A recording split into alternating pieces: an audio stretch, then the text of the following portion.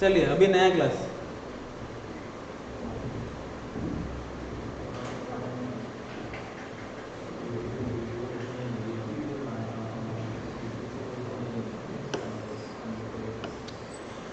ये वाला सेक्शन आप 5 जो है, आप लोग को क्या करना है, पेज नंबर 20 जो आपको वर्ड फाइल आप लोग को शेयर किया गया था, उसका पेज नंबर 20 निकालना है।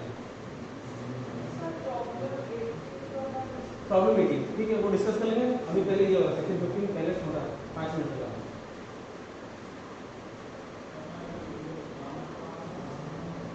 ठीक है, पेज नंबर 20 निकल के आप लोग का वर्ड फाइल में आप लोग को खाली सुनना है और आप लोग को पेज नंबर 20 निकालना है। बाकी डिस्कशन अभी यहाँ पे होगा। पेज नंबर 20 सेक्शन 5 से स्कोप ऑफ टोटल इनकम छोटा से लिखा गया था, उसको आज को डिस्कस करना हम लोग को। ठीक है, उसमें आप लोग को एक टेबल मिला था क्या सेक्शन 5? हाँ, टेबल लिखा हुआ है कि टैक्सेबल कौन कौन सा इनकम टैक्सेबल होगा, और सेग्रीगेशन किस किस में था, रेसिडेंट, ऑर्डिनरी रेसिडेंट, RNOR और नॉन रेसिडेंट का बीच में था। ठीक है, इसमें क्या बोला गया था आप लोग को, आप लोग अगर देखेंगे कि कोई भी इनकम अगर इंडिया में मिल रहा है, रिसीव्ड और डीम्ड टू बी रिसीव्ड, पहला पॉइंट था आप लोग का, इंडिया में कोई भी मनी रिसीव हो रहा है तो रेसिडेंट उसको भी देना पड़ेगा, RNOR को भी देना था, इसको भी देना था और तीनों को ही देना था। ठीक है, कोई भी इनकम अगर इंडिया में रिसीव हो रहा है तो उस इनकम का टैक्स इन भाई साहब को भी देना है, इनको भी देना है और इनको भी देना है, क्योंकि उन्होंने क्या किया, इंडिया में रिसीव किया, इंडिया का इनकम इंडिया में टैक्स लगेगा। ठीक है, इसमें प्रॉब्लम नहीं है। फिर बोल दिया था कि कोई भी इनकम अगर एक्रू होता है, क्या होता है, एक्रू होता है कि मैंने इनकम अर्न किया था, मिला नहीं है लेकिन मिलना चाहिए, और डीम टू बी एक्रू, माना जा रहा है कि वो इंडिया से हुआ है, तब किसको देना है, इनको तो देना ही पड़ेगा क्योंकि वो ऑर्डिनरी रेसिडेंट है, ये यहाँ का रेसिडेंट था, और इनको भी देना पड़ेगा क्योंकि इंडिया का इनकम। ठीक है, इतना समझ में आ गया। ये रिसीव्ड और टू बी रिसीव्ड, इसको टैक्स, इसको टैक्स, इसको टैक्स देना पड़ा, एक्रू और डीम टू बी एक्रू इनको देना था। फिर बाद में क्या था आपको, बिजनेस कंट्रोल फ्रॉम इंडिया, पैसा मिला है आउटसाइड इंडिया, आउटसाइड इंडिया में मिला है आपको पैसा, और लेकिन बिजनेस कहाँ का है, इंडिया का है, बिजनेस इंडिया का है। तो रेसिडेंट ऑर्डिनरी रेसिडेंट को अलग करेंगे क्योंकि ऑर्डिनरी रेसिडेंट मतलब क्या हो गया, उसका डोमिसाइल किधर का है, इंडिया का है। तो डोमिसाइल अगर इंडिया का है तो उसको कोई भी इनकम होगा इंडिया में ही टैक्स लगेगा। हमने क्या डिसाइड किया था कि रेसिडेंट दो कंट्री का हो सकता है, इंडिया का भी हो सकता है, यूके का भी हो सकता है वो रेसिडेंट, लेकिन टैक्स किस में लगता था, डोमिसाइल जिस कंट्री का होगा उसमें लगना चाहिए। तो चलो अभी क्वेश्चन क्या था कि इनकम मैंने अर्न किया है आउटसाइड इंडिया, यूके ने मैंने पैसा क्या क्या रिसीव किया है। ठीक है, लेकिन बिजनेस कहाँ पे सेटअप है, इंडिया में। इन भाई साहब को लगेगा क्यों, क्योंकि वो इस कंट्री का डोमिसाइल नहीं है, इनको तो टैक्स नहीं लगा सकता है क्योंकि ये इस कंट्री का डोमिसाइल नहीं है, तो इस कंट्री में टैक्स नहीं देना पड़ा, तो टैक्स कहाँ पे देना पड़ेगा, इंडिया में। ठीक है, फिर इन भाई साहब को देना पड़ेगा कि नहीं देना पड़ेगा, पड़ेगा। क्यों देना पड़ रहा है, अभी ये कौन है, रेसिडेंट है लेकिन ऑर्डिनरी रेसिडेंट नहीं है, इन भाई साहब को देना क्यों पड़ रहा है, क्योंकि ये रेसिडेंट हो गया है और इंडिया का इनकम, रेसिडेंट हो गया है और कौन है, इंडिया का इनकम है तो देना पड़ेगा, इंडिया से अगर कुछ भी इनकम मिलता है तो देना पड़ेगा। लेकिन फिर इसका कॉन्ट्रेरी यहाँ पे क्या हो गया, नहीं देना पड़ रहा। क्यों नहीं देना पड़ रहा है? क्योंकि ये यहाँ का डोमिसाइल नहीं है, रेसिडेंट नहीं देना है, लेकिन हमको डोमिसाइल भी देना पड़ेगा।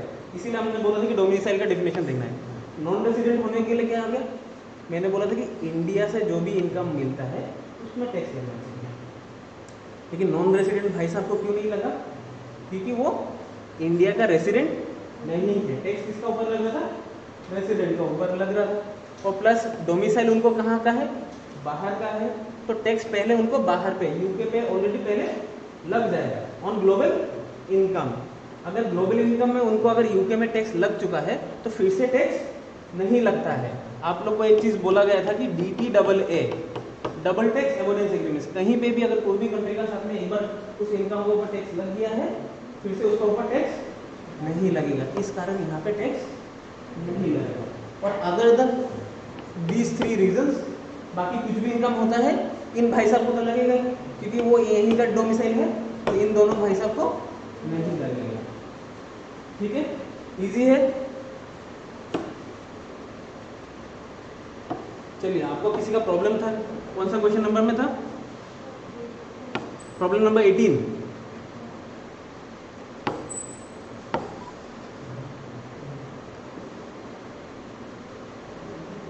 बोलिए।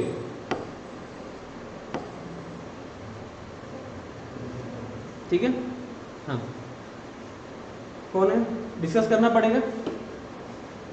बी लिमिटेड है, कौन है? Indian company. इंडियन कंपनी का हम लोग को रेसिडेंशियल स्टेटस 2 ही होता है, रेसिडेंट और नॉन रेसिडेंट। रेसिडेंट का बेसिस क्या होता है? पोएम देखना था हम लोग को, गाना नहीं सुनना है। प्लेस ऑफ इफेक्टिव मैनेजमेंट देखना था। तो प्लेस ऑफ इफेक्टिव मैनेजमेंट कहाँ पे होना पड़ेगा? इंडिया में होता है, तो वो रेसिडेंट, अदरवाइज नॉन रेसिडेंट। तो फिर क्या बोला, ये बी इंडियन कंपनी है,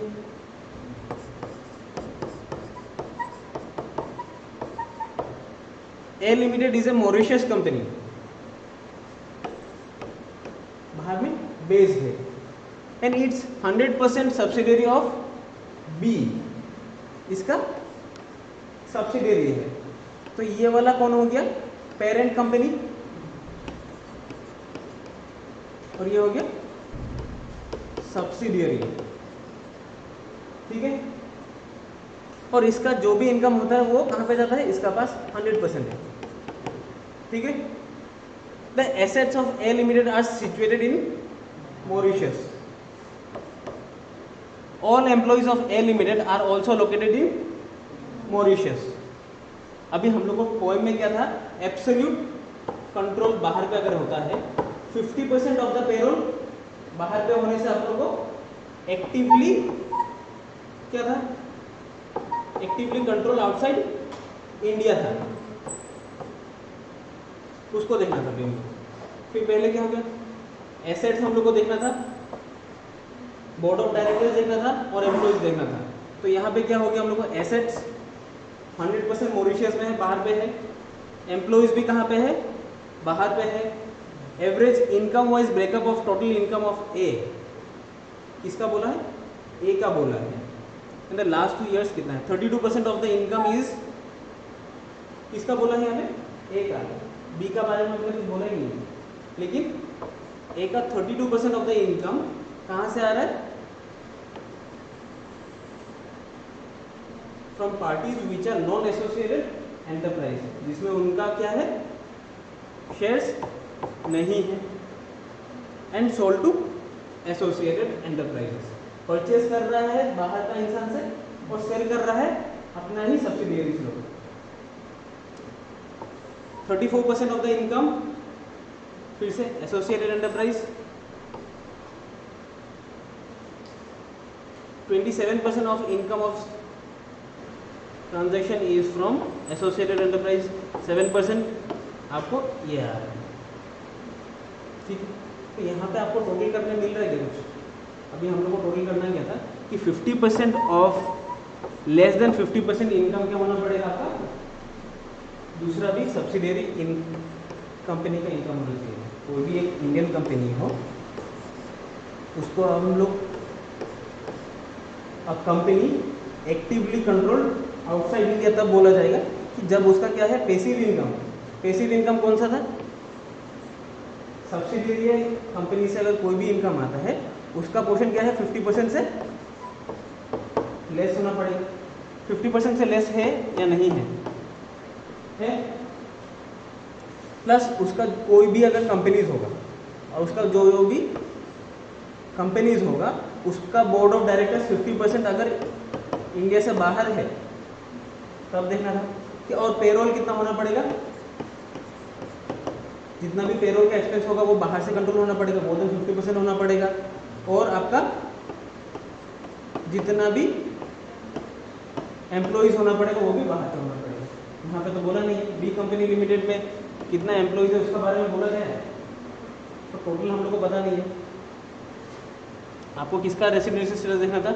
ए लिमिटेड का। ए लिमिटेड क्या होगा? तो turnover of A limited is more than 100। 50% वाला बात को कंसिडर कर ही नहीं रहा पहले। आप लोग को देखना क्या था, ये वाला कंपनी बी लिमिटेड इंडियन था। बी लिमिटेड का अगेंस्ट में हम लोग डिसाइड कर पाता था कि अगर ये रेसिडेंट है या नॉन रेसिडेंट है। इसका अगेंस्ट में अगर उसका सब्सिडरी से अगर हम लोग को ये सब चीज़ आता है, लेकिन यहाँ पे तो सब्सिडरी बेस कहाँ पे है? मॉरिशस में है। उसका इनकम बाकी सब भी कहाँ से आ रहा है? मॉरिशस से ही आ रहा है। और जो भी एक्सपेंसेस क्या कर रहा है, इस कंपनी ने तो बेयर नहीं कर रहा है, तो ऑलरेडी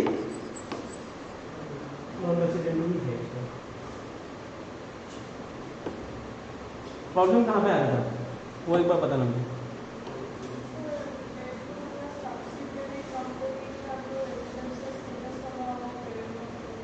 फर्क नहीं, पेरेंट कंपनी अलग है, सब्सिडरी अलग। यहाँ पे हम लोग को यही प्रॉब्लम हो गई थी।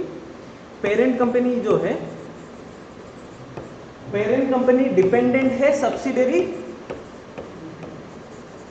अगर हम लोग को पेरेंट कंपनी का रेसिडेंशियल स्टेटस देखना है तो हम लोग को सब्सिडरी कंपनी को देखना पड़ेगा, समझ में? अगर हम लोग को बी लिमिटेड का अगर देखना है कि बी लिमिटेड रेसिडेंट है या नॉन रेसिडेंट है, तो पहले हम लोग देखेंगे कि सब्सिडरी कंपनी कौन सा है, और सब्सिडरी कंपनी में उसका portion of income from subsidiary company 50% से कम है या नहीं है। इसका बारे में कुछ बोला है? नहीं बोला है।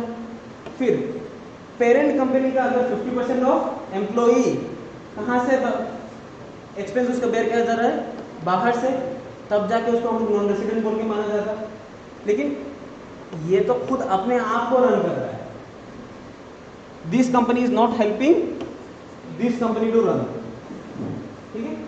ये तो ऑलरेडी सब्सिडरी नॉन रेसिडेंट ही है।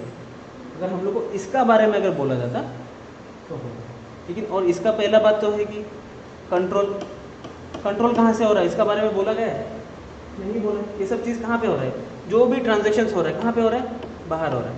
जो भी ट्रांजेक्शन हो रहा है बाहर पे हो रहा है, तो वो नॉन रेसिडेंट ही होगा, ठीक है?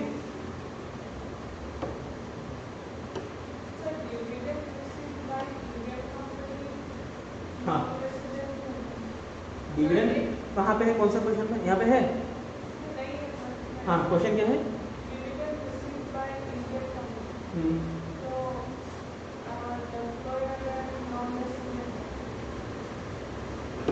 इनकम क्या है? डिविडेंड मिल रहा है। आप कौन है? एम्प्लॉई है। डिविडेंड किसको मिल रहा है? एम्प्लॉई को मिल रहा है, ठीक है? Dividend from an Indian company,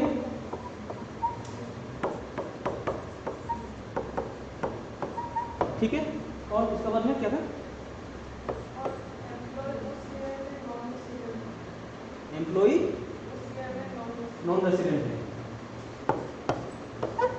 हाँ, फिर नॉन रेसिडेंट डिविडेंड में नहीं आएगा।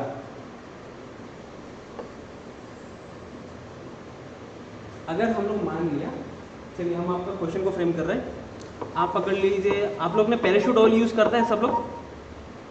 हाँ, उसका कंपनी का नाम क्या है? मेरिको। ठीक है, हम कहाँ पे काम कर रहे हैं?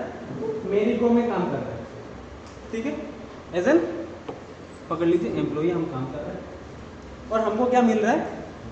सैलरी तो मिल रहा होगा, एम्प्लॉई है तो हमको सैलरी मिल रहा है। और हमको साथ में क्या मिल गया? डिविडेंड भी मिल गया। डिविडेंड कैसे मिला होगा? क्योंकि हम उससे शेयर्स कुछ होल्ड कर रहे हैं। पकड़ लीजिए ईसॉप वाला, ऑल इंडिया को मिलता है क्या ईसॉप? नहीं मिल रहा होगा अभी। तो आपको क्या हो गया? सैलरी भी मिल रहा है, डिविडेंड भी मिल रहा है। और आप क्या हो गया?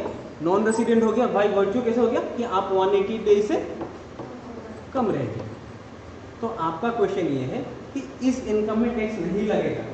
हाँ, जो आपने बोला वो गलत है। इसलिए आप इंडियन इनकम क्या कर रहा है? अर्न कर रहा है। पैसा कहाँ से जा रहा है? इंडिया से। इंडिया में इंडिया का पैसा आप लेके जा रहे हैं तो आपको देना ही पड़ेगा प्रॉपर टैक्स। पहला वाला आप तो पुराना वाला ये प्रॉब्लम तब नहीं था। कब नहीं था? असेसमेंट ईयर आपका 1920, तब ये वाला चीज टैक्स नहीं लगता था। क्यों नहीं लगता था? एक प्रोविजन था जिसका नाम था डीडीटी। किसी को पता है डीडीटी क्या है? Dividend distribution tax. कोई भी एक कंपनी जब अपना प्रॉफिट से डिविडेंड देता था, पकड़ लीजिए 100 रुपीज का डिविडेंड डिक्लेयर किया, तो डिविडेंड जब भी डिक्लेयर करता था उसने क्या करता था? 10% एक डिडक्ट करके रख देता था और बाकी 90 रुपीज हर एक शेयर होल्डर्स को दे दिया जाता था। तो जब इसका ऊपर ऑलरेडी टैक्स डिडक्ट हो चुका है, फिर से इन भाई साहब का ऊपर टैक्स नहीं लगता था, डबल टैक्सेशन नहीं होता था। लेकिन ये वाला जो प्रोविजन है ये अभी नहीं है, इसको उड़ा दिया है। अभी आपको कोई भी डिविडेंड मिलता है आपको देना पड़ेगा। तो ये वाला बाय वर्च्यू कौन सा था? पहला वाला, income received in India. India में रिसीव हुआ होगा, क्योंकि डिविडेंड जो भी देता है हम लोग का हाथ में तो नहीं देता है कि आप हाथ में लेके जाओ। आपका कहाँ पे होता है? इंडियन बैंक कहीं पे जमा होना पड़ेगा। फिर उसका बाद में आप अगर बाहर पे है तो आपका बाहर वाला अकाउंट में उस करेंसी में कन्वर्ट होकर जाएगा। ठीक है, तो बाय वर्च्यू ऑफ सेक्शन 5 था तो आपको यहाँ पे देना पड़ेगा। टैक्स लगेगा इसके ऊपर, टैक्स नहीं लगेगा वाला बात कुछ नहीं है। ठीक है, चलिए अभी आपका आज का वाला डेट वाला जो भी पेज है आपको वो निकालना है। ठीक है, इसमें प्रॉब्लम है किसी को? ठीक है, अभी हम लोग डिस्कस करेंगे कि सेक्शन 5 हम लोग ने बोला था कि सेक्शन 5 में क्या है आप लोग का टोटल इनकम को पकड़ना था। और ये क्या क्या चीज़ हम लोग को देखना है? 3 चीज़ हम लोग को पहले देखना है कि रेसिडेंशियल स्टेटस वो हम लोग ने चूज कर लिया कैसे? सेक्शन 6 से। फिर प्लेस ऑफ एक्रूअल देखना है, कहाँ पे ये पैसा मिल रहा है, वो इंडिया में मिल रहा है या इंडिया का बाहर मिल रहा है। एक्चुअली रिसीव भी हो सकता है और डीम टू बी रिसीव, मान भी सकता है हम लोग कि मान लिया जा रहा है कि इंडिया में मिला होगा या इंडिया में हो सकता है इसका पैसा मिलने का चांसेस। फिर कब हो रहा है? The point of time eight which income had accrued और वाज रिसीव्ड बाय और ऑन बिहाफ ऑफ एसएससी। कब मिला है वो पैसा, वो भी पॉइंट हम लोग को ये 3 पॉइंट देखना है। फिर उसका बाद हम लोग वो इनकम इंडिया में टैक्स लगेगा कि नहीं लगेगा तब हम लोग कंप्यूट करेंगे। ठीक है,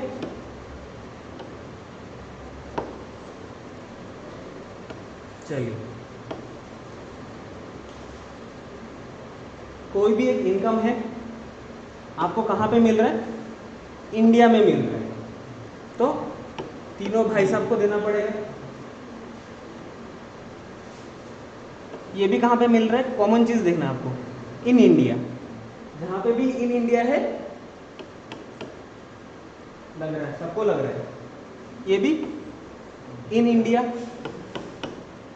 चाहे वो आपको बाहर ही मिल क्यों ना, लेकिन पैसा कहाँ का है? इंडिया का है, जो कि आपका क्वेश्चन था डिविडेंड वाला कि इनकम एक्रूइंग और अराइजिंग इंडिया। डिक्लेयर कर दिया इनकम होगा आपको इंडियन कंपनी से, नॉन रेसिडेंट को तो टैक्स देना पड़ रहा है, ठीक है। फिर नेक्स्ट क्या था, इनकम डीम टू एक्रू और अराइज इन इंडिया, कि कौन कौन सा इनकम हम लोग मानेगा कि इंडिया से अराइज हुआ है, इंडिया से उसका उत्पत्ति हुआ है। तो इसको हाईलाइट करके क्यों रखा है, क्योंकि इसका डेफिनेशन इनकम टैक्स में दिया हुआ है, और इसका डेफिनेशन कौन सा सेक्शन ने बोलता है कि रहा है, section 9। Section 5 is scope of total income, और सेक्शन 9 है इनकम डीम टू एक्रू और अराइज इन इंडिया। ऐसा इनकम सबका डिस्कशन हो रहा है इस पॉइंट में कि जिसका उत्पत्ति कहाँ से हो रहा है, इंडिया से हो रहा है। तो जो भी डीम्ड, यहाँ पे भी क्या है, इन इंडिया है, इसमें भी इन इंडिया, तो टैक्स टैक्स टैक्स, ठीक है।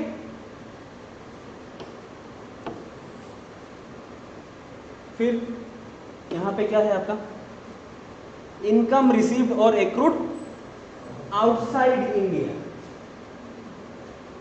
From a business control from outside India. Business कहाँ पे कंट्रोल हो रहा है, आउटसाइड इंडिया। बिजनेस भी आउटसाइड इंडिया से कंट्रोल हो रहा है, बिजनेस और रिसीव भी कहाँ से हो रहा है, आउटसाइड इंडिया। तो इन दोनों भाई साहब को तो नहीं लगने वाला है, लेकिन इनको लगेगा। रेसिडेंट एंड ऑर्डिनरी रेसिडेंट को क्यों लगेगा, क्योंकि इनका ग्लोबल इनकम यहीं पे आने वाला है, क्योंकि डोमिसाइल उनका दूसरा कंट्री में नहीं है, दूसरा कंट्री में टैक्स नहीं लग रहा है, तो इंडिया में टैक्स लगेगा। इजी है। तो ये वाला स्किप हो गया था। ये वाला में क्या लिखा हुआ है, इनकम रिसीव्ड कहाँ पे हो रहा है, आउटसाइड इंडिया हो रहा है। तो आउटसाइड इंडिया रिसीव हो रहा है, तो इन भाई साहब को हटा दीजिए, क्योंकि इनका डोमिसाइल इंडिया में नहीं है। लेकिन इन दोनों को तो लगेगा, क्योंकि इन इंडिया होके रखा हुआ है। इंडिया से अगर कुछ भी पैसा आता है और इंडिया में अगर कोई भी बिजनेस है और उसका रिसीव कहाँ पे हो रहा है, इंडिया का बाहर होके रखा है। बिजनेस कहाँ का है, इंडिया का है। तो मेरा वजह से इंडिया से अगर कुछ भी होता है तो इसमें भी टैक्स लगना चाहिए था, इन दोनों में टैक्स लगा, क्योंकि ये इंडिया का पैसा है। इन भाई साहब का ऊपर क्यों नहीं लगा, क्योंकि इनका डोमिसाइल इंडिया में नहीं है। ये वाला समझ में आ गया था आपको। और लास्ट वाला, तीनों में किसी में टैक्स नहीं लगेगा। कौन सा इनकम में तीनों में नहीं लगेगा, इनकम अर्न्ड कहाँ पे हुआ है, बाहर, और रिसीव भी कहाँ पर, अर्निंग भी बाहर पे हुआ है, रिसीव भी बाहर हुआ है। तो आपको पहले रेसिड्यू से चेक करना था, फिर अर्निंग कैसे हो रहा है वो देखना था, और फिर कब रिसीव हो रहा है और कहाँ रिसीव हो रहा है वो देखना था। तो ये 3 पॉइंट आपने चेक कर लिया था, मिल गया था उसको, रिसीव भी कर दिया। लेकिन रिसीव कहाँ किया है, outside India, but later remitted to India, उसका बाद में इंडिया में लेके आया, तब भी क्या होगा, टैक्स नहीं लगेगा। ठीक है। आप अगर पकड़ लो, ऑस्ट्रेलिया में थे आप, और ऑस्ट्रेलिया में आपने क्या किया, 11 लाख अर्न किया है आपने, ठीक है। पकड़ लीजिए, उन लोग का जो भी रेवेन्यू अथॉरिटी है, उन्होंने इस 11 लाख के ऊपर आपको टैक्स करना भूल गया, छूट गया आपको, नॉट टैक्स, और आप उसी 11 लाख को इंडिया में लेके आए। मैंने क्या बोला, अगर कोई भी एक दूसरे कंट्री में उसी इनकम के ऊपर टैक्स लग चुका है तो आपका कंट्री में टैक्स नहीं लगा, ठीक है। और यहाँ पे दूसरा केस हो गया कि ऑस्ट्रेलिया में टैक्स लगना था, नहीं लगा, जो भी है टैक्स नहीं लगा, बट टैक्स हेवन कंट्री, मान लीजिए यूएई में जो मैंने बोला था कि आपको टैक्स नहीं लगता है, तो टैक्स नहीं लगा। लेकिन आप उसी पैसा को इंडिया में लेके आ रहे हैं, तो आपको क्या टैक्स लगा है, क्योंकि आपको प्रीवियसली आपको टैक्स नहीं लगा। इंडिया में आने का साथ साथ में उसी 11 लाख का ऊपर टैक्स लगेगा कि नहीं लगेगा, नहीं लगेगा। इसलिए रिसीव भी आउटसाइड इंडिया हो गया, क्योंकि वो इनकम किसका है, बाहर का है। लेकिन रेसिडेंट होने से क्या था, ग्लोबल इनकम के ऊपर टैक्स लगना था, ये छूट गया तो छूट गया। अगर आप खुद से अगर डिक्लेयर कर रहे हो तो सही, अलग बात है, लेकिन फिर से टैक्स नहीं लगेगा, ठीक है। चलिए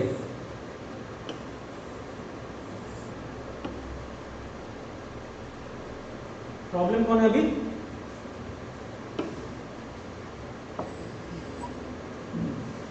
आपका पास कौन है अभी? विंबलडन चैंपियन है, मिस्टर फेडरर है, नॉन रेसिडेंट है, क्योंकि कहाँ पे रह रहे वो भाई साहब? स्वीडन में रह रहे। क्या मिला उनको? रेंट मिला है। आप लोग को आइदर पेज नंबर 20 निकाल के रखना है या उसका पेज नंबर 46 वाला जो भी पेज है वो चार्ट निकाल के रखना। आप लोगों को क्वेश्चन देखना नहीं है, ठीक है? फेडरर है, नॉन रेसिडेंट है, तो आपको नॉन रेसिडेंट वाला कॉलम को देखना है। Has received rent from mister Nadal. कौन है? नॉन रेसिडेंट है, फ्रांस। इंडिया का बात अभी तक हुआ है यहाँ पे? नहीं हुआ है। और इंसान रह कहाँ पे रहा है? स्वीडन में। रेंट कहाँ से मिल रहा है? फ्रांस से स्वीडन में मिल रहा है। In respect of property taken lease at Mumbai. लेकिन प्रॉपर्टी कहाँ का है? मुंबई का है। मुंबई का रेंट फ्रांस वाला भैया स्वीडन में दे रहा है। फ्रांस वाला भैया किसी को रखा है यहाँ पे और उसी का पैसा स्वीडन में जा रहा है। इंडिया का पैसा है या नहीं है? इंडिया का पैसा है।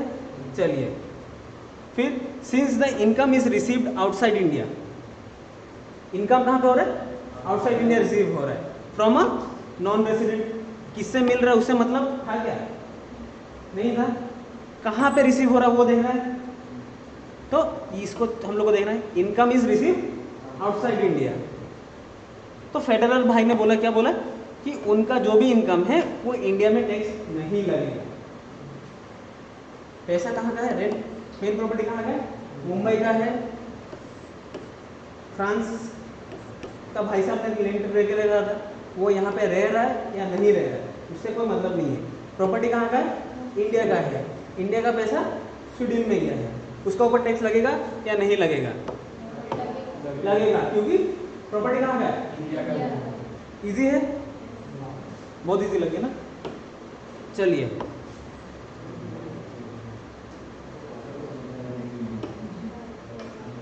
अब कौन है ये?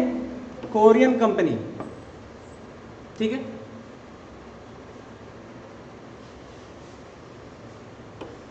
फाइनेंशियल ईयर 18-19 का बोला गया है, तो असेसमेंट ईयर होगा 19-20। 18-19 में ये सब ट्रांजेक्शन हुआ है। किससे? कोरियन कंपनी से। तो कोरियन कंपनी क्या है? रेसिडेंट है या नॉन रेसिडेंट है?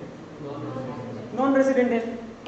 तो पहले हम लोग को, मैंने क्या बोला था, पहले हम लोग को रेसिडेंशियल स्टेटस एस्टैब्लिश करना है। इनकम कहाँ से हो रहा है उसको देखना है, और फिर कहाँ पे मिला है ये 3 चीज देखना है। तो पहले आप लोग को स्टेटस एस्टैब्लिश करिए, कर लिया। फिर अभी हम लोग को देखना क्या है? क्या देखना है? नेक्स्ट स्टेप में क्या देखना है हम लोग को? कि इनकम इंडिया का है या नहीं है। आप लोग को बता देंगे टैक्स यहाँ पे लगेगा कि नहीं, ठीक है। Received 20 lakhs from a non resident. कहाँ से मिल रहा है वो हम लोग को मतलब नहीं है। Patent for a business in India. Korean भाई साहब का मान लीजिए क्या है? हॉस्पिटल है। कहाँ पे है? इंडिया में है, गुवाहाटी में है मान ले रहा हम लोग, ठीक है। खोल के रखा है। यहाँ पे अभी हॉस्पिटल में एक माइक्रोस्कोप है जिसका यूटिलाइज करने के लिए भाई साहब को क्या चाहिए था? पेटेंट चाहिए था। तो पेटेंट कहाँ से खरीदा है? कोरियन कंपनी से खरीदा है। और उस पेटेंट खरीदने का बाद में ही उसको यूज़ कर पाएंगे माइक्रोस्कोप को, तो माइक्रोस्कोप को यूज़ हुआ है। यूज़ करने का वजह से इस सर्विस के लिए उन भाई साहब को पैसा दिया गया था। कितना? 20 लाख। अभी ये जो बिजनेस कहाँ पे काम हो रहा है? इंडिया में हो रहा है, और पैसा कहाँ पे जा रहा है? बाहर। तो भाई साहब को टैक्स देना है या नहीं देना है? देना है। किस लिए? क्योंकि बिजनेस कहाँ का है? इंडिया का है। इजी है। फिर नेक्स्ट, आपको कितना मिला है? 15 लाख रुपया मिला है। कितना मिला है? 15 लाख मिला है। किससे मिला है? नहीं देखना है। किस काम के लिए मिला है? नो हाउ, बिजनेस का हमको आइडिया है। कहाँ पे मिला है? श्रीलंका में मिला है। तो इंडिया में कुछ पैसा अभी तक घुसा ही नहीं है। This amount was received in Japan. Business किया हम श्रीलंका में, पैसा हम रिसीव किया जापान में, इंडिया का कोई नाता है इसमें? नहीं है, तो इसका ऊपर टैक्स लगेगा? 7 लाख रुपया है, आपको मिला है कौन सा? इंडियन कंपनी से। तो किससे पैसा मिला है वो इम्पोर्टेंट है? नहीं है, नहीं है। अगर इंडिया से मिल रहा है, इंडिया में काम क्या है तो वो देखना है, किससे मिल रहा है, कहां से मिल रहा है, काम इंडिया का होना चाहिए। ठीक है, 7 लाख इन भाई साहब से मिला है, टेक्निकल नो हाउ प्रोवाइड किया, तो इसमें टैक्स लगेगा? लगेगा, क्योंकि इन इंडिया आ गया। Receive 5 lakhs from R company, Mumbai का है, कंडक्ट फिजिबिलिटी रिपोर्ट। कहाँ पे काम हुआ था? नेपाल में। हमने फिजिबिलिटी रिपोर्ट निकाला है कहाँ पे? नेपाल में। पेमेंट भी कहाँ पे हुआ है? नेपाल में।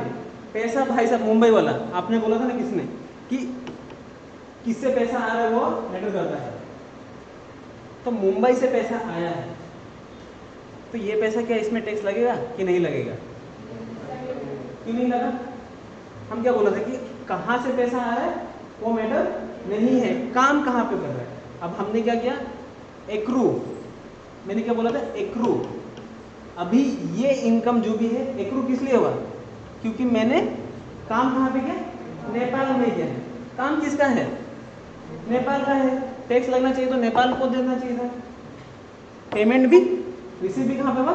नेपाल में हुआ है, तो मुंबई से खाली पैसा गया है, तो कौन पैसा दे रहा है वो मैटर नहीं है। ठीक है,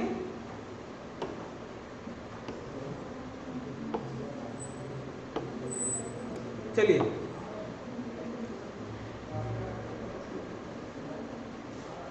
अभी आपका क्या है?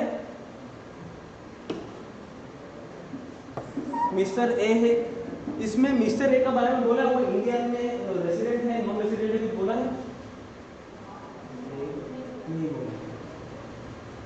पूरा क्वेश्चन का लास्ट में एंड में आएंगे तो आप लोग एंड में बोला गया होगा कि आप इनको एक बार रेसिडेंट बोल के कंसीडर करिए, नॉट ऑर्डिनरी रेसिडेंट बोल के एक बार कंसीडर करिए, और उसको नॉन रेसिडेंट बोल के कंसीडर करिए। 3 टाइप ऑफ पर्सन कंसीडर करिए, और फिर उसका बाद उसका इनकम आपको निकालना है।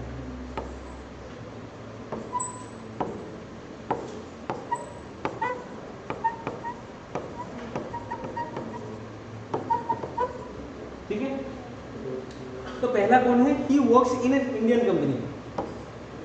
कहाँ पे काम कर रहा है? इंडियन कंपनी में काम कर रहा है, इन इंडिया। तो टैक्स किस भाई साहब को लगेगा? अगर ये इंसान अगर रेसिडेंट एंड ऑर्डिनरी रेसिडेंट हो तो उसको तो टैक्स लगना ही है, तो ये 3,60,000 उस भाई साहब को टैक्स देना पड़ेगा। इन भाई साहब को देना पड़ेगा, देना पड़ेगा, क्योंकि इंडिया का इनकम है, और नॉन रेसिडेंट को भी देना पड़ेगा, क्योंकि इंडिया का इनकम इंडिया में रिसीव हुआ है। प्रॉब्लम नहीं है। इन भाई साहब का क्या है? घर दिल्ली में है, from which he has earned income from house property. Rental income मिल रहा है इनको, कितना मिल रहा है? 2.7। तो ये भाई साहब देंगे पैसा, टैक्स देना पड़ेगा, देना पड़ेगा, क्योंकि इनकम एक्रूड और रिसीव्ड इन इंडिया है। रिसीव कहाँ पे कर रहा है? इंडिया में कर रहा है, कर रहा है, लेकिन पैसा कहाँ का है? तो टैक्स लगेगा, तीनों को लगेगा, तीनों को ही लगेगा, क्योंकि प्रॉपर्टी कहाँ का है? इंडिया का है।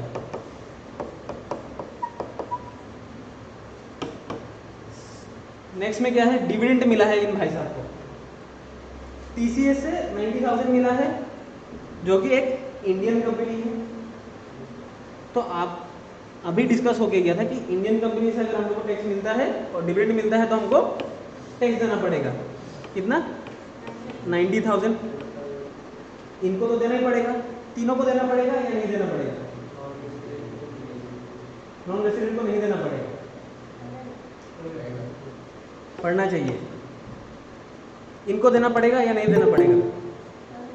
पड़ेगा, क्योंकि इनकम कहाँ का है? इंडिया का है, तीनों में लगेगा। ठीक है, फिर बाद में क्या हो गया? 63,000 मिला है, कहाँ से? फॉरेन कंपनी से। जैसे फॉरेन कंपनी कौन हो सकता है? सैमसंग से मिला है, मान लीजिए सैमसंग से आपको क्या मिला? डिविडेंड मिला है, तो इन भाई साहब को देना पड़ेगा। क्यों? क्योंकि इनका डोमिसाइल कहाँ पे? इंडिया में, ग्लोबल इनकम यहाँ पे लगेगा। इन भाई साहब को देना पड़ेगा? नहीं देना पड़ेगा। इन भाई साहब को देना नहीं पड़ेगा, क्योंकि इनका डोमिसाइल इंडिया नहीं है और ये तो बाहर पे ही है। ठीक है, ये समझ में नहीं आया? मानो तो এইটো হ'ব পাৰে, এইটো হ'ব পাৰে, এইটো হ'ব পাৰে, তো তিনিটা ষ্টেটত তুমি চাব লাগিব কি মিষ্টাৰ এ যদি ৰেচিডেণ্ট এণ্ড অৰ্ডিনাৰী ৰেচিডেণ্ট হয় টেক্স লাগিব নে নালাগিব, আর এন ওয়ান হলে টেক্স লাগিব নে নালাগিব, এন আর হলে টেক্স লাগিব নে নালাগিব। ঠিক আছে, डी तो एक में लगा, इसमें लगा खाली 90 और 63 में लगा, क्योंकि ग्लोबल इनकम में टैक्स लगता है, इन दोनों का ग्लोबल इनकम में टैक्स नहीं लगता है, इन दोनों का खाली इंडिया से जो भी इनकम आता है उसमें लगता है। नंबर डी में क्या था? उन्होंने क्या किया? इंडियन कंपनी का शेयर्स होल्ड करके रखा था, वो क्या कर दिया? सेल कर दिया। सेल कहाँ पे किया है? आउटसाइड इंडिया सेल कर दिया है to a non resident individual, और कैपिटल गेन अर्न किया है 45,000। तो इंडिया का इनकम है कि नहीं है? क्योंकि इंडियन कंपनी का शेयर है, तो तीनों में लगेगा या नहीं लगेगा? तीनों में लगेगा। ठीक है,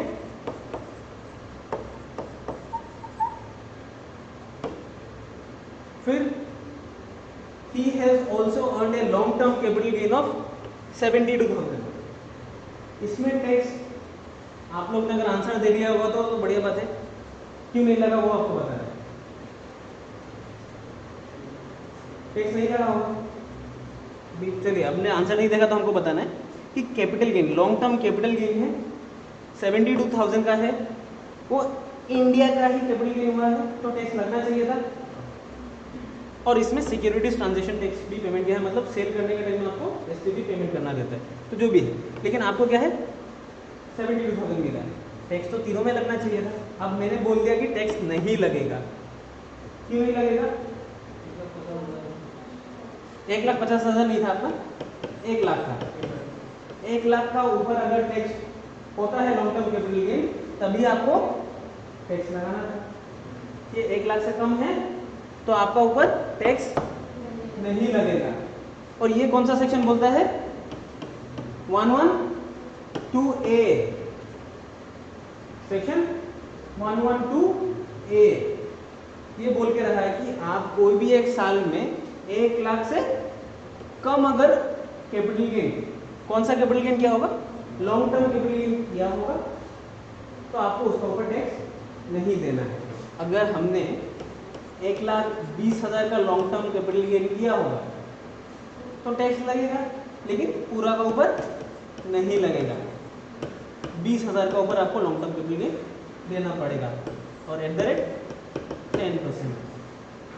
ठीक है, तो इसका ऊपर टैक्स नहीं लगेगा। पॉइंट नंबर एफ में क्या था? He has rendered technical services to a company outside India. कहाँ पे कर रहा है? बाहर पे प्रोवाइड कर रहा है, and which has use the services for outside India. काम भी कहाँ पे हो रहा है? बाहर पे हो रहा है, और पैसा भी कहाँ पे मिल रहा है? बाहर पे मिल रहा है। इन भाई साहब के ऊपर लगेगा, क्योंकि ग्लोबल इनकम 1,80,000 इन भाई साहब को नहीं देना है, इन भाई साहब को नहीं देना है। ठीक है, पॉइंट नंबर जी में जाएंगे। अभी रॉयल्टी मिला है आपको, ठीक है, कितना का मिला है? Foreign company in India, in India बोल देने से सब में लगेगा। गवर्नमेंट ऑफ इंडिया से आपको पैसा मिला है तो तीनों में लगेगा। गवर्नमेंट का पैसा को खा के जाओ, तो तीनों को पकड़ो, ठीक है। फिर अनटैक्स प्रॉफिट्स, अभी जो डिस्कस हुआ था, इसमें टैक्स नहीं लगेगा। इस साल में टैक्स नहीं लगा था तो नहीं लगा, बच गया, फिर से टैक्स नहीं लगेगा।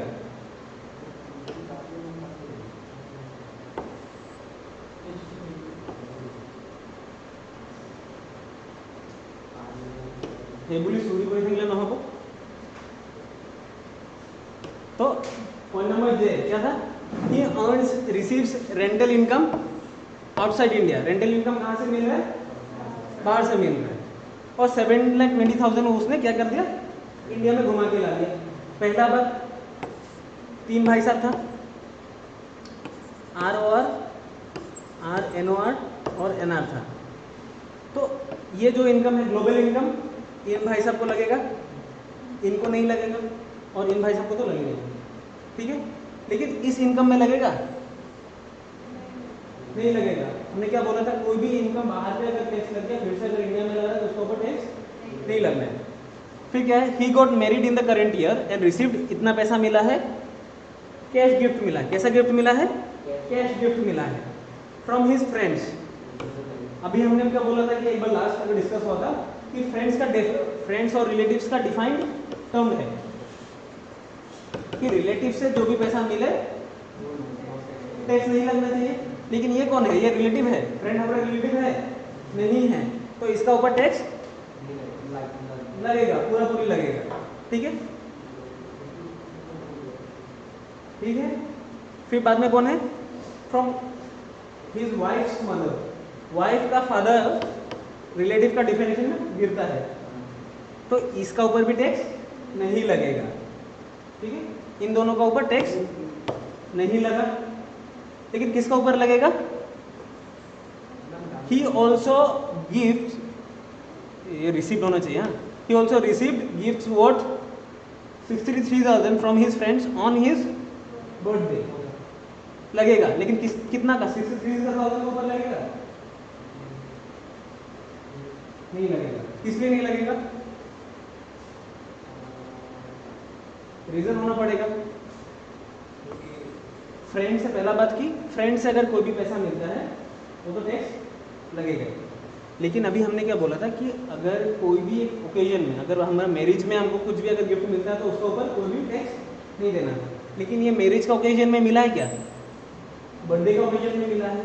अगर कोई भी एक फाइनेंशियल ईयर में मुझे गिफ्ट मिलता है और उसका वैल्यू 50,000 से ज़्यादा हो तो आपको टैक्स लगेगा। ये ज़्यादा है ना, तो इसका ऊपर क्यों नहीं लगा, क्योंकि फैमिली। ये भी क्यों नहीं लगा, मैरिड, ये तो इसलिए नहीं लगा, लेकिन इस पे लग गया, 63,000 नहीं लगेगा, ठीक है। फिर आपका क्या था, एग्रीकल्चरल इनकम। एग्रीकल्चरल इनकम क्या है, आपको अगर पहले ही क्लास में डिस्कस किया था कि सेंट्रल गवर्नमेंट का पास पावर है इनकम टैक्स कलेक्ट करने का। एंट्री नंबर 82 था शायद, आपको पहला पेज निकालना है आप लोग का बुक का, जहाँ पे आपको ये वाला था, आपको इसी में लिखा था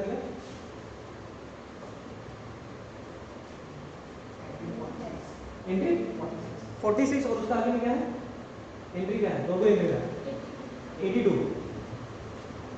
एंट्री 82 था। 82 में क्या लिखा हुआ है, taxes on income other than agricultural income. तो इनकम में लगा सकता है वो टैक्स अदर देन एग्रीकल्चर, तो वो मतलब क्या हो गया, एग्रीकल्चरल इनकम के ऊपर सेंट्रल गवर्नमेंट टैक्स कलेक्ट नहीं कर पाएगा, तो इसका ऊपर टैक्स नहीं लगेगा। तो ये माइनर डिटेल भी आपको पढ़ना है, ठीक है। इसका सेक्शन कौन है, section 10, total income not to be included, ठीक है।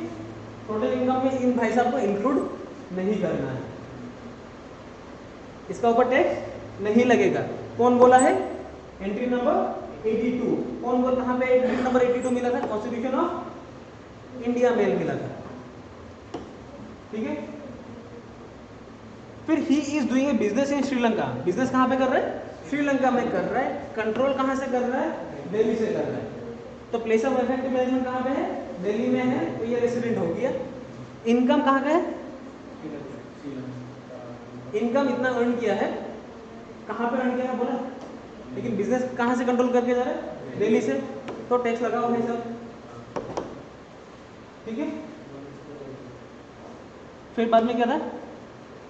He is doing a business in Japan, कहाँ पे कर रहा है?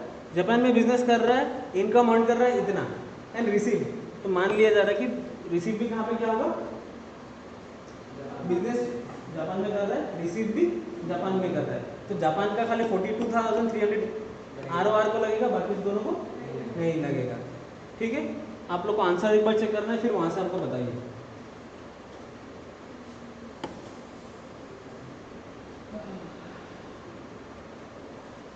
ठीक है, सैलरी तीनों में लगा, हाउस प्रॉपर्टी तीनों में लगा, क्योंकि ये दिल्ली पे था। टीसीएस एक भाई साहब को लगा था, dividend from TCS Indian company, और इसका साथ में कौन आ जाएगा? फॉरेन कंपनी भी आना था, प्लस फॉरेन कंपनी का भी लगा था यहाँ पे। कौन सा था? जे वाला में क्या था? केस क्या था?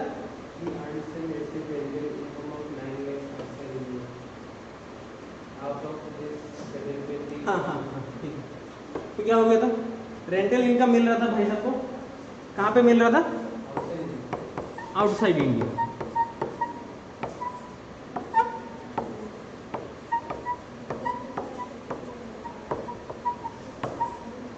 तो यहाँ पे क्या हो गया? 9 lakh resident and ordinary resident को क्यों लगा है? क्योंकि ये जो 9 लाख है इंडिया का तो नहीं है, इंडिया के बारे में बोला था 9 लाख। क्वेश्चन देखिए, प्रॉपर्टी कहाँ का है? बाहर का है, लेकिन पैसा कहाँ पे आ रहा है? इंडिया में आ रहा है। तो इंडिया में किस लिए लगा? क्योंकि हमने पहले डिस्कस कर दिया, कोई भी एक इनकम रिसीव्ड इन इंडिया, ये इंडिया में रिसीव हुआ था तो इसलिए लग गया। और सेकंड क्या है? क्योंकि बाहर पे अगर कोई भी ये इनकम अर्न किया था, बाहर पे तो टैक्स लगा नहीं, बाहर पे टैक्स लग गया होता तो इंडिया में नहीं लगता। लेकिन यहाँ पे आरओआर में क्या बात है कि अगर आप रेसिडेंट एंड ऑर्डिनरी रेसिडेंट है तो मतलब क्या हो गया, आपका डोमिसाइल भी इंडिया का ही मान लेगा।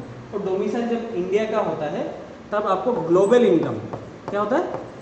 Global income.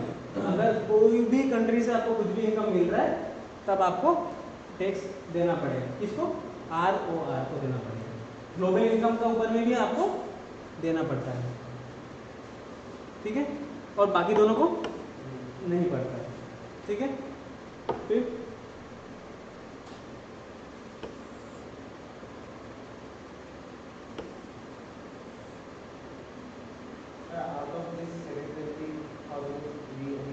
हाँ, रेमिटेड जो था ना, रेमिटेड मतलब क्या हो गया कि 9 लाख हमको मिला था, 9 लाख में से मैंने 7 लाख रुपया फिर इंडिया में घुमा के लेके आ गए। 7 लाख रुपया मैंने क्या बोला कि अगर कोई भी इनकम क्या हो गया, 9 लाख के ऊपर तो एक भाई साहब ने टैक्स दे दिया, उनका टैक्सेबल इनकम में क्या हो गया, कंप्लीट हो गया, और उसी में से 7 लाख रुपया लेके आया, फिर से क्यों टैक्स लगेगा? इनकम तो सेम ही है, 9 में लग गया तो फिर से 7 में क्या अलग से लगेगा? नहीं लगेगा, ठीक है।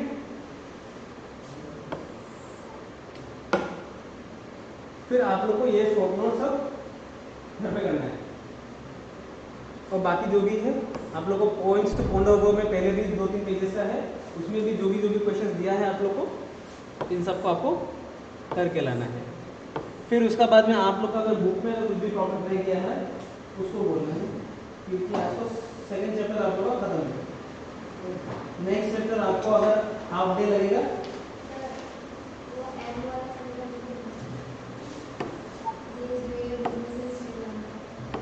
श्रीलंका में बिजनेस था, क्वेश्चन क्या था? कंट्रोल फ्रॉम इंडिया, ठीक है।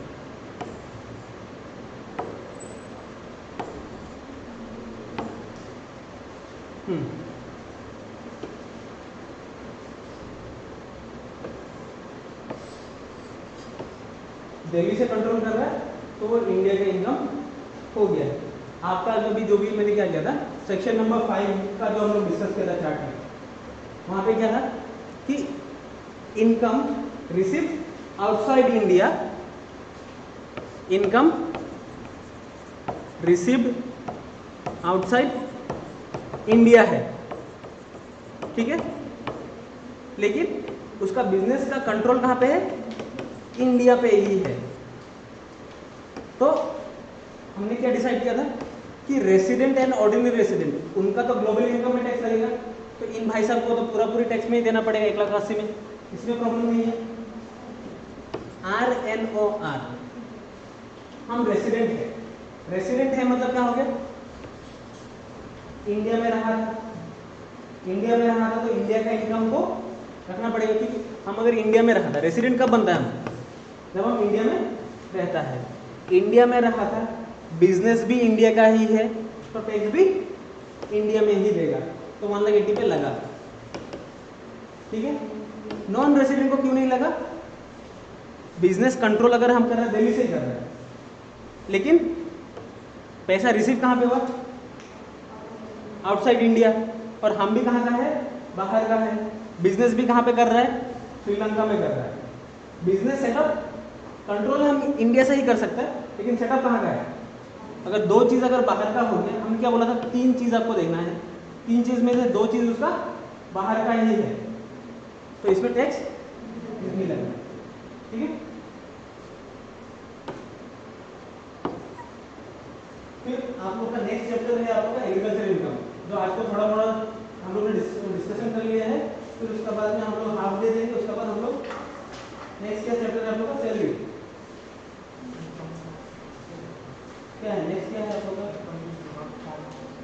Income not forming part of total income, वो वाला सेक्शन 10 ही है, वो भी 2 चैप्टर एक ही साथ में जाएगा आप लोग का आधा दिन में खत्म हो जाना चाहिए। फिर से सैलरी के बाद में आप लोग का टाइम नहीं है, ठीक है। तो अभी जितना भी सब लोग आप लोग पढ़ रहे हैं उसमें से आप लोग का क्या है, आप लोग 5 मिनट पकड़िए, एक क्वेश्चन लिखिए, उसका आपको आंसर नेक्स्ट टाइम हम लोग को डिस्कस करना है। इसका क्वेश्चन आप लिख के नहीं सकते यहाँ पे। क्वेश्चन ये है कि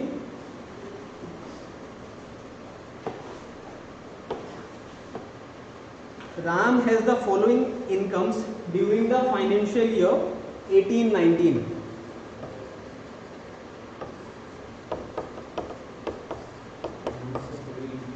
Ram has the following incomes during the financial year 18-19.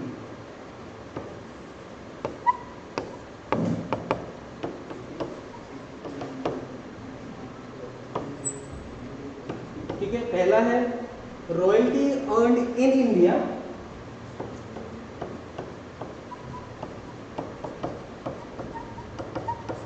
Received in Nepal,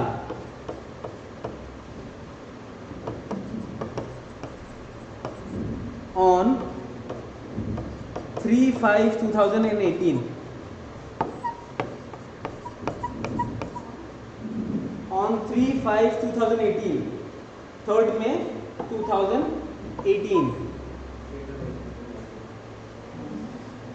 Royalty income received, royalty income earned in India, royalty income earned in India, received in Nepal, इस डेट को, और इनकम कितना है 46,000 है।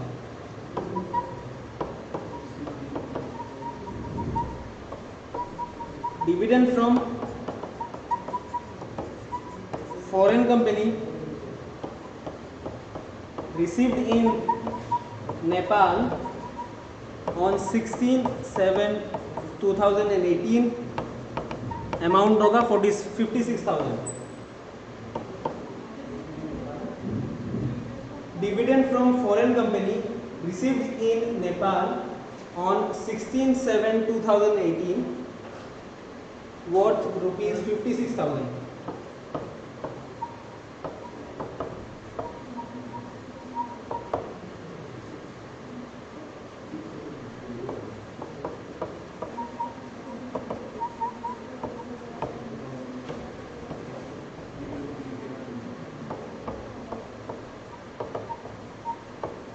ठीक है। थर्ड है आपका share of profit of a business situated in Nepal received in Burma of a business in Nepal. Share of profit of a business situated in Nepal received in Burma on 14/6/2018 but controlled from India. Amount is 42,000.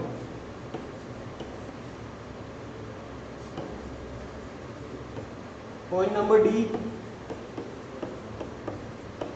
Rent of 2018 and 19 of a land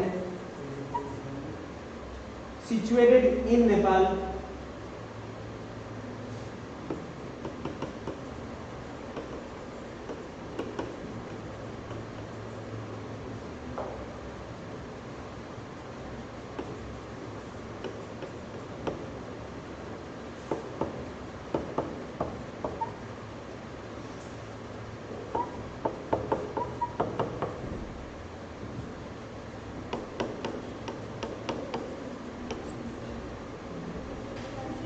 Point number D.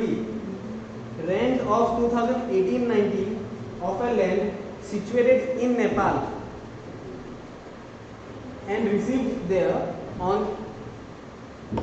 31/12/2018. Amount is 165.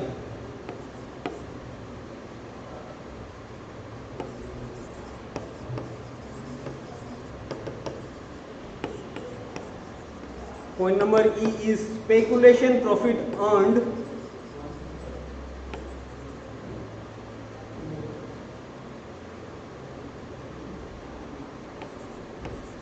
and received outside India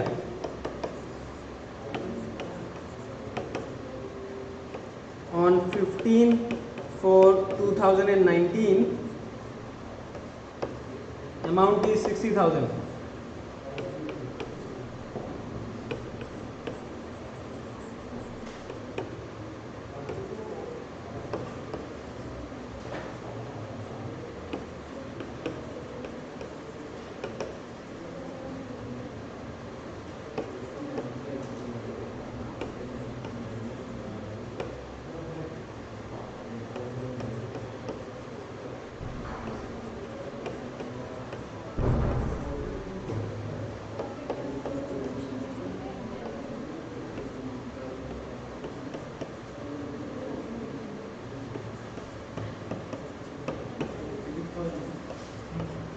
ठीक है। Point number E is speculation profit earned and received outside India on 15/4/2019. Amount is 60,000. Point number F, profit on sale of machinery at Delhi received on 30 March 2019. Within bracket 1/2 is received in London. Amount is rupees 50,000. Half received in London. Received on 30th March 2019. Amount is 50,000. तो आप लोगों को same चीज आपको resident होने से क्या करना है, non resident and not ordinary resident और नॉन रेसिडेंट होने से क्या करना है आपको निकालना है। ठीक है।